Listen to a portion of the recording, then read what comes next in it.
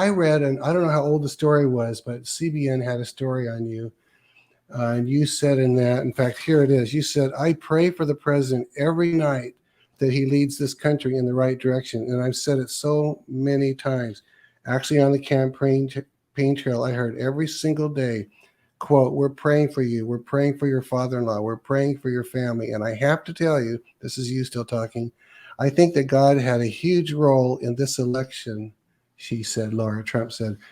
Talk about that and the spiritual aspect of fighting that war and getting elected, and talk about anything you want to say about your spiritual walk. Have you always had a spiritual walk or what? Yes, absolutely.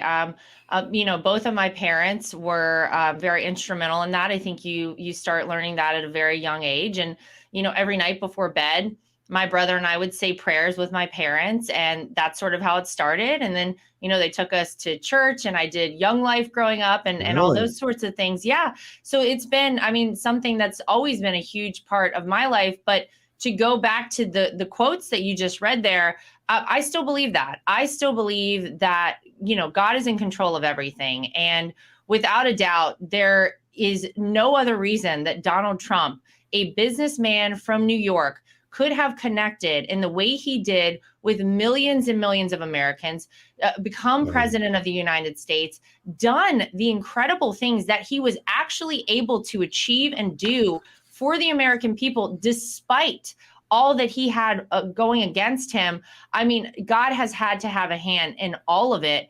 And it's true. Everywhere I went on the campaign trail in 2016 and in 2020, people would constantly say that to me, and they still come up to me and say it. And I can't tell you, Steve, how much that means to all of us in our family. And I believe that God is still involved in this. And, a lot of people were very frustrated, I think, with the outcome of the 2020 election. Oh, yeah. But oftentimes we don't know God's plan in our time and in the time we want to see it.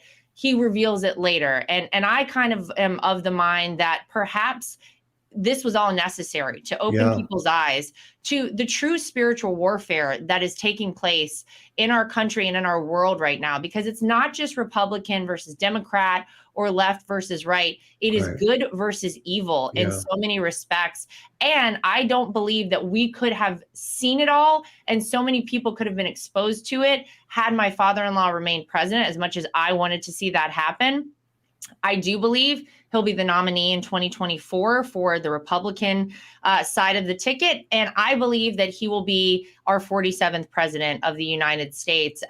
But I believe God has had a hand in all of it. And now, speaking of praying and prayers, my husband and I have passed a tradition down to our kids as well. So every night before bed, we say prayers with them. Wow. And it doesn't matter if we are not there, physically with them. They will FaceTime us. My mom comes and stays with our kids a lot if Eric and I are both out of town.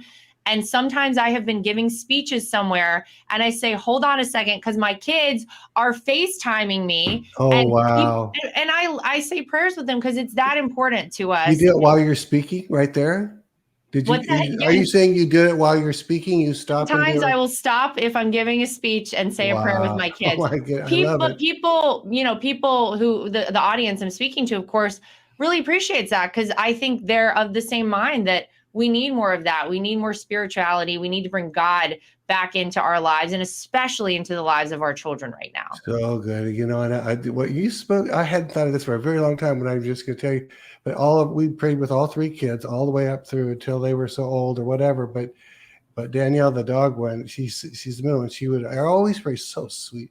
She would pray, she would always include in her prayer, and she just keep everybody's cat safe and keep everybody's dog safe. And she was so, my kids do that too. We found, so sad. We found like a dead bird outside of our house one day, and both of my kids prayed for like weeks after we found this dead bird that the dead bird went to heaven. Wow. I'm like, oh, and I didn't prompt that. So that was a proud moment, of course, for me as a mom and an animal. Yeah. Back when I was a kid, I didn't believe they went to heaven, but now I do. Our pets we got a bunch of pets in heaven waiting for us. I totally believe they go